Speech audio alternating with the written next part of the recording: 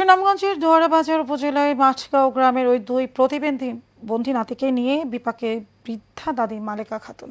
জন্মের পর থেকে তাদের চিকিৎসার সর্বস্ব হারিয়েছে পরিবার।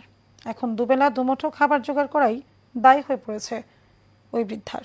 এনামুল কবির মুন্নার তথ্য ও চিত্রে বিস্তারিত জানাচ্ছেন শোয়েব সাত্তার লিজন।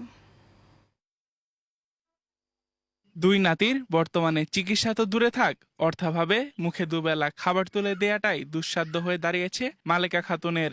বড় নাতি সুমন মিয়া ও মেঝো নাতি আব্দুল্লাহ দুজনেই জন্ম থেকে শারীরিক ও মানসিক প্রতিবন্ধী। ছোট নাতি কিছুটা হাঁটাচলা করতে পারলেও ১৯ বছর ধরে বিছানায় শুয়ে বড় নাতি। আমি দাদি হিসাবে এর মধ্যে মরার উপর খাড়ার ঘা হয়ে ওঠে তৃতীয় সন্তানের জন্মের পর মা সাহেরা খাতুনের মৃত্যু।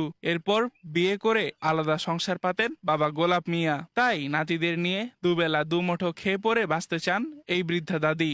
আমি তো চলতে পারতাম পারি না, যে সরকারের হিসাবে আপনারা কিছু টাকা পয়সা সাহায্য করুন, পেটের দোকানপাট দেখায় রেতে আমি একটু চলতাম। সরকারি সহায়তা সহ স্থানীয় বিত্তশালীদের এগিয়ে আসার অনুরোধ জানান তাদের প্রতিবেশীরাও। আমার ভাইও দিনমজুরি কাজ করে, দিন এনে দিন খা। সরকার একটা ঘর দিছে, এই ঘরের মাঝে তার বসবাস। এলাকার মানুষ কিছু সাহায্য করে, এইভাবে তারা চলে। মানবিক দিক বিবেচনায় সরকার অসহায় এই পরিবারের পাশে দাঁড়াবে, এমনটাই প্রত্যাশা সবার। Shoaib Sattar Lijon, Asian television.